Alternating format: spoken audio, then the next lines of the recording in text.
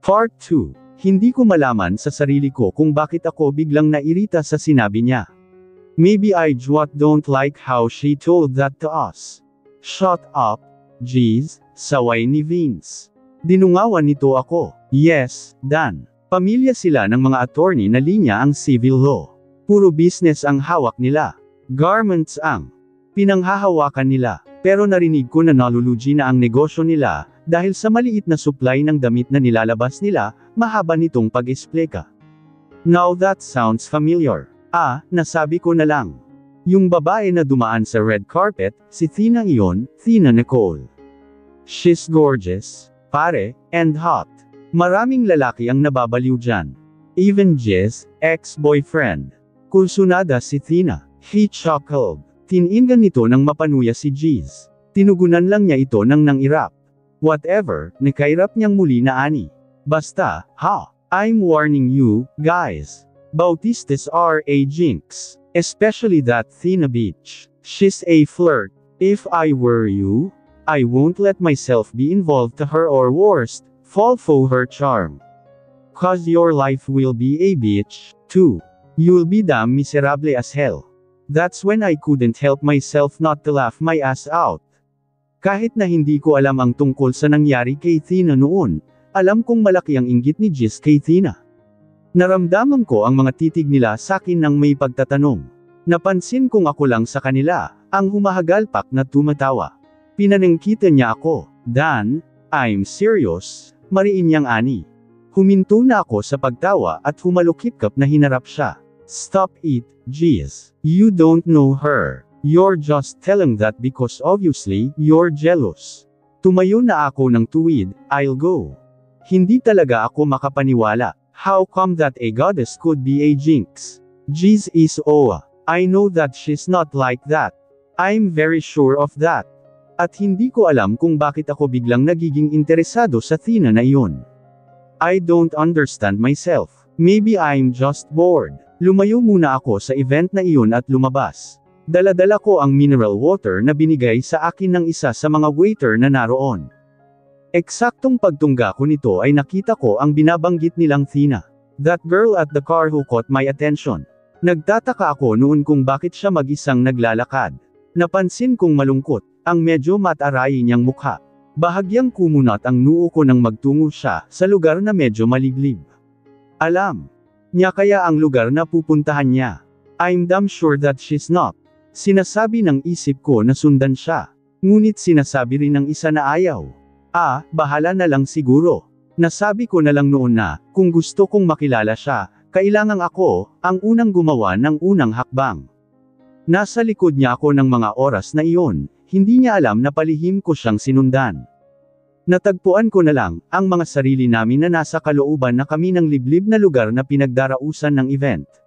Alam ko na delikado rito dahil nabalitaan ko na may mga magnanakaw na nagpupunta rito. Pero dahil madalas naman ako rito dati pa, alam ko kung ano-ano ang pasikot-sikot sa lugar na iyon. Kada hakbang namin ay napapansin ko, ang pagpahid niya ng sunod-sunod ng kanyang pisngi. Umiiyak siya, halata iyon. I don't know what her problem was, but I think it's because of the rumors that has been spreading all over her family. I really don't care about anyone's life. Pero hindi ko alam kung bakit ako naging interesadong alamin ang buong buhay niya. Noong naglalakad kami sa kahabaan ng liblib na lugar na iyon ay biglaan, akong tumigil dahil sa biglaan niya ring pagharap. Nahalata na niya sigurong may sumunod sa kanya. Bahagya pang nanlaki ang kanyang mga mata, ngunit nakahuma rin siya agad at anarko ang kilay. Sinusundan mo ba ako? Pataraay niyang tanong. Nagkibit balikat ako. What do you think, miss? Pabalik ko namang tanong, nakangisi. She stared at me suspiciously. I don't know but I like it. It's so attractive. Damn. Pamilyar ka sakin. Nanliit ang mga mata niya. Nag-isip siya ng kaunti hanggang sa may mapagtanto na siya. Ikaw yung manyak na tingin ng tingin sa kin noong traffic. What? Naghagalpak na lang ako ng tawa. Manyak. Ako, si Dan Paul Montenegro. Ayos. Napapailing ako ngunit nakatawa pa rin. If you think that staring at you means that someone is a maniac, then alright. I'm a maniac. Blame your gorgeous face cause I got stunned, miss. Kinagat ko ang aking labi, at ngumisi. Kitang-kita ko ang pagkabigla sa kanyang mukha, at nalaglag ang panga. Kinuha ko ang lagkakataon na iyon upang tingnan siya ng maigi. Mas lalong nadidagdagan ang atraksyon ko sa paninitig pa lang sa kanya.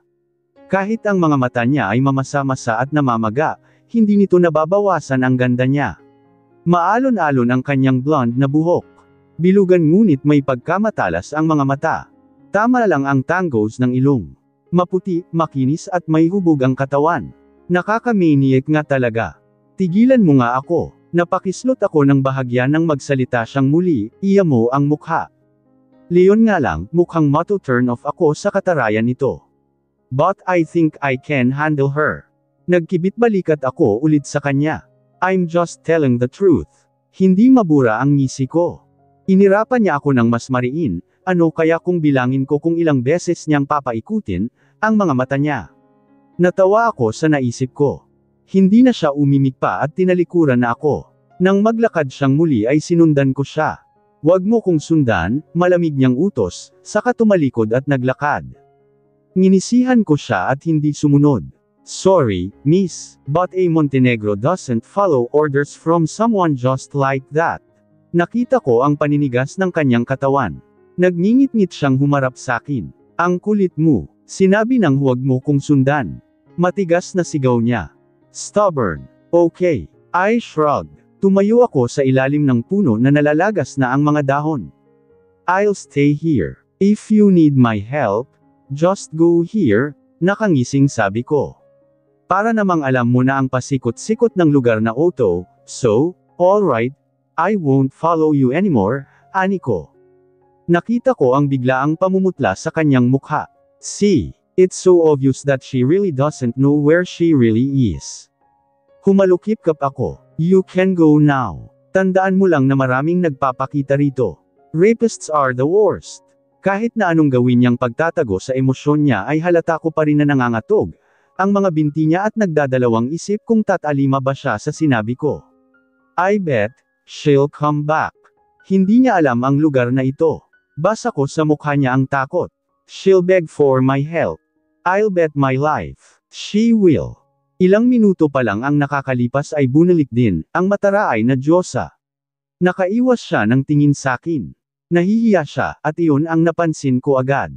Nakita mo naman, babae ako lalaki ka. Tiyak na wala akong laban sa kanila.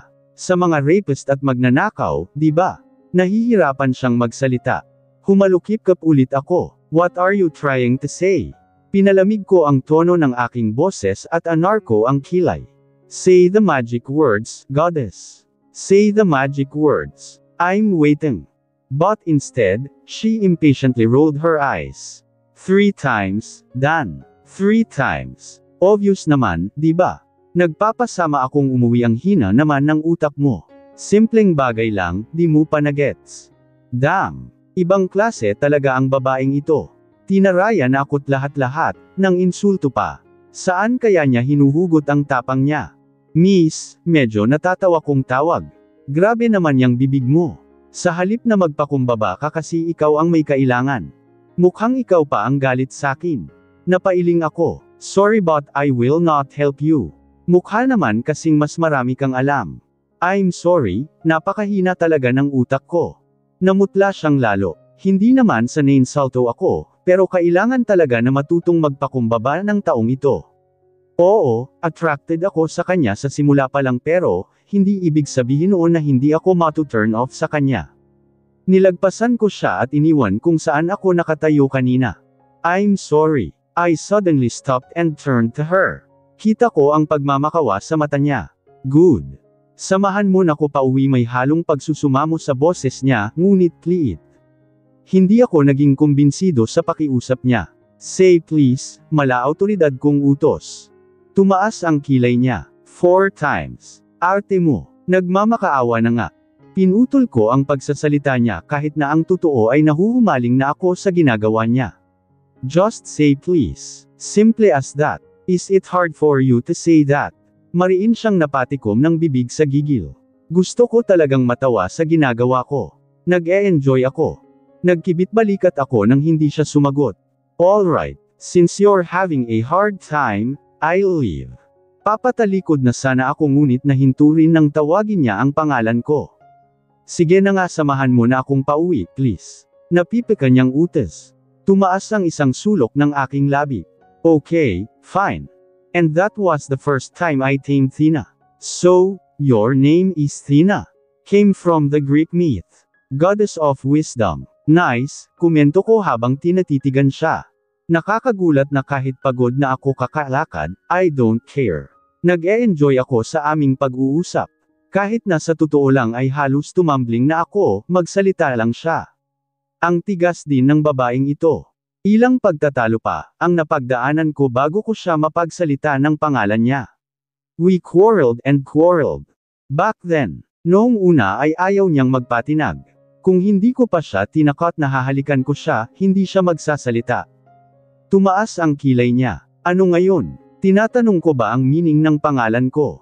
Maldita talaga. Napakamot na lang ako sa batok at tinuon ang tingin sa nilalalakad. Hoy, alam mo ba talaga kung saan tayo pupunta? Baka naman hindi mo alam, mataray niyang sabi. Calm down, Thina, alright. Alam ko kung saan tayo. Medyo niluwagan ko ang necktie ko. Ganito, kung makakalabas tayo ng ligtas, I'll kiss you. Kung hindi, I'll be your slave. Are you in? Natigilan siya at napanganga. Ano? Sigaw niya ng makahuma. Di na. Manyok ka talaga. Bastos. Humagalpak ako ng tawa. Ayaw mo noon. We'll both benefit. If I win, you lose. If I lose, you win. Simple lang, nakangising sabi ko. She rolled her eyes. Ewan ko sa'yo. Ikaw lang. Ang makikinabang. Manyok. Nang gagalaiting aniya. I chuckled. Okay, just trust me. Alam ko itong lugar na ito kasi. Kailangan ko bang sabihin na Montenegro ako? Kasi napuntahan ko na ito dati noong sinubukan kong gumala. Napansin ko lang. Umiiyak ka ba kanina? I noticed that you've been wiping your tears. Bigla siyang tumigil sa paglalakad at napaawang, ang kanyang bibig na binalingan ako. Maya-maya ay itinikom niya ang kanyang bibig at hindi kumibo. I thought she would say anything but instead, she looked away and walked again. Ang daldal mo. Kalalaki mong tao, dami mong sinasabi, sabi niya. Whoa, I was just asking if she's crying and then she said that I'm a talkative one. Damn, siya na nga ang tinulungan, Amazona pa rin. I should have known, Thina. Amazona. Patakbo kung hinabol siya. Hey, be careful you don't know this place. Baka maligaw ka lang. Nilakasan ko ang boses ko upang marinig niya. Oo na, sabi niya. Nang nahabol ko ulit siya ay nagkwento ako ng magkwento. Ako ang madalas na talak ng talak. Madalas akong magtanong kaso ang tipid talaga sumagot. Kung minsan, binabara pa ako. Damn girl. Nang makalabas na kami sa kagubatang bahaging iyon ng gubat, napangiti na siya. Natameme ako at natulala sa kanya. I saw a lot of girls smiling in front of me. But on her, I feel serenity. Her smile is rare. It's so damn rare that I'm wishing for myself that I'll be the first and last person who will see it. Damn! Anong nangyayari sakin? Gay, salamat, matipid na aniya. Yun lang. Napanguso ako. Nasaan na yung premyo ko? I won. Nakalabas tayo raw ng ligtas. Where's my hot, steamy kiss with your tongue inside my mouth? Nanlaki ng sobra ang mga mata niya at walang paabong sinapak ako. Tumigil ka sa kabasastusan mo, sabi na bulyo niya. Humalaklak ako ng lubos habang sinasalag ang mga kamay niya. Nasa ganon kaming posisyon nang agad kaming matigilan, dahil sa mga tawag ng mga taong pamilyar sakin. Thina. Dinig ko ang pagsinghap ni Thina at laking gulat na napalingon sa lalaking, nasa 30s naka-green American suit at nanlalambot na papalapit sa amin. It must be her dad.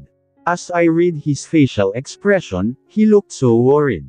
Lalapitan sana ni Thina ang naturang lalaki subalit, automatiko siyang huminto nang yakapin siya nito ng mahigpit. Thina, you made me nervous, nanginginig na sabi ng kanyang ama. Napasulyap ako noong lumagpas sa gilid ko, ang isang babaeng napakaglamoroso dahil sa suot nitong gold-fitted dress. Katulad ng kanyang ama, sinalubungan din siya nito ng mahigpit na yakap. Thina, You're so stubborn, sabi ng kanyang ina ngunit mangiyak-ngiyak na. Habang pinapanood ko ang tagpong leon ay tumingin naman kina Papa na papalapit sa akin. Kasama niya sa kanyang tabi ang mga security guards, si Dane na nasa gilid niya, si Kill na nasa tabi naman ni Dane, yung mga ilang tao na nakausap ko kanina. Where did you go, young man? Dad is mad at me.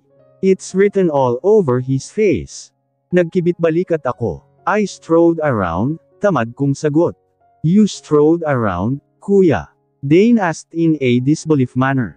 In that place. Itinuro niya ang lugar na pinuntahan namin ni Thina. What, Thina? Tinulungan ka ng lalaking iyon. Lahat kami ay napalingon sa gulat na dad ni Thina. Nang tingnan ko siya ng maigi ay namutla ito lalo na nang mapadapo, ang tingin niya kay dad na nasa likod ko. Anong problema niya kay dad? Mabilis itong lumapit kay dad at yamuko-yuko. I'm sorry, Mr. Montenegro. Nang dahil sa anak ko, nawala rin ang anak nyo. Tinulungan niya si Thina na makauwi ng ligtas. I'm sorry. Paulit-ulit na paumanhin nito. Puno ng hiya ang kanyang boses. Dad shocked at a brief moment, then chuckled. Ano ka ba, Alfonso? Ayos lang, aniya, saka sumulyap sa akin. Salamat naman at may nagawa ng tama, ang notorious kong anak, panunuya niya. Napailing ako samantalang iyong dalawang kulugo ay natawa. Nilingon ng dad ni Thina. Ang kanyang ina ay nakita kong napatutap sa kanyang bibig. Pinalapit ng dad ni Thina si Thina. Nang tumalima ito at nasa gilid na niya ay muli itong nagsalita, Thina, I'd like you to meet these prominent people, magalang na panimula niya. Prominent. Humalaklak si dad. Erase that, Alfonso, nakangiting aniya. Ngumiti pabalik ang dad ni Thina at nagpatuloy, Thina, itinuro niya si dad. This is Juancho Montenegro, the owner of JM Manufacturing Corp. Singhap ang naging tugon ni Thina. Natulala siya. Yes, JM, anak. And these two are his sons. Dane, itinuro niya si Dane, saka ako. And his eldest son, Dan. Hindi pa rin nagsasalita si Thina. Hindi ko alam kung dahil sa gulat o pagkamangha. Napagdesisyunan ko na lang nalapitan ko siya, inilahad ko ang aking kamay. Nice meeting you, Thina. Napakurap ako at automatikong lumingon sa pintuan nang agad itong bumukas. Iniluwan nito ang galit na si Dane. Nagmarcha siya patungo sa study table kung saan ako naroon. Isang nagbabagang tingin ang agad niyang ibinungad sa akin, that's that again, kuya. Sigaw niya, ano na namang ginawa mo kay ate? Tama nga ang hinala ko. May alam na siya na nabugbog ko na naman ang asawa ko. Imbes na tablan ako ng kanyang maaanghang na tanong, binigyan ko lang siya ng walang bahid na emosyon. Ano bang nakita mo? Malamig kong tanong. Automatiko siyang sinabunutan ng buhok ng walang pasensya. Stop playing like you're fucking innocent here, kuya. You know what I'm talking about. Tinanggal ko na ang pagkakatukod ng pinagsalikop kong mga daliri at tinuon ang atensyon sa kanya. Gagaling din ang mga sugat niya. She will. Kuya, tinigasan niya ang kanyang panga, you should end this. Pati ang kanyang paghinga ay matigas nang bitawan niya ang mga katagang iyon. You should end this worthless relationship of yours. You are not a criminal, kuya. You see, nagduro siya pababa ng mariin. She really doesn't love you. She's just pushing your limits to hurt her for she can have her reason to leave you. Nanghina ako sa sinabi niya ngunit hindi ako natinag. Umiling ako upang ipakita ang hindi pagsang-ayon sa kanyang sinabi. No, matigas kong sagot. She can't do that. I will blackmail her if she try ta. I will force her and do everything for her not to leave me. Diretso ko siyang tinitigan sa mga mata niya. Kita ko na hinahanapan niya ako ng butas. I'm serious here, Dane. So damn serious. Bulyo niya sa pagkairita. Nagpamiwang siya. You are crazy, kuya, nang uuyam niyang pahayag. Sa tingin mo, sa mga pinaggagawa mong yan, maibabalik niya yung gusto mong pagmamahal. You've been hurted her 4 goddamn times. What are you trying to say, ha? You gonna do a miracle or some of love? Potion for her to return your love. Matigas siya, kuya, she's a cold-hearted woman and she really don't love you. Mariing giit niya. Umiwas ako ng tingin dahil ang lahat ng sinabi niya ay totoo. Bumuntong hininga na lang ako para umurong iyon. I know. Ngumiti ako ng mapait. But I want to save our relationship. Alam kong may pag-asa pa na masalba siya. Lalambot din si Tina. Naniniwala akong hindi niya ko matitiis. Really, Dan? How long do you want to fool your fucked up mind? I want to fix everything. I can't afford to lose her, Dane. Alam mo yan. Minasdan ko siya ng may lamlam sa aking mga mata. I love my wife so much. So much that giving her up is the least thing I'll do. Pero sinasaktan mo siya, kuya, giit niya. Paano mo maaayos ang relasyon niyo kung hindi naman, binibigay ng isa ang mga gusto't kailangan mo? Gaano ka magtatagal sa isang relasyon kung iyong isa, gusto nang kumawala sa iyo at bumitaw? Do you think, it's worth the push it, kuya, that it's worth it to pursue your marriage? That it's worth the fight? Kasi, para sakin, kuya, hindi he changed you into a dangerous beast. She's not even to you.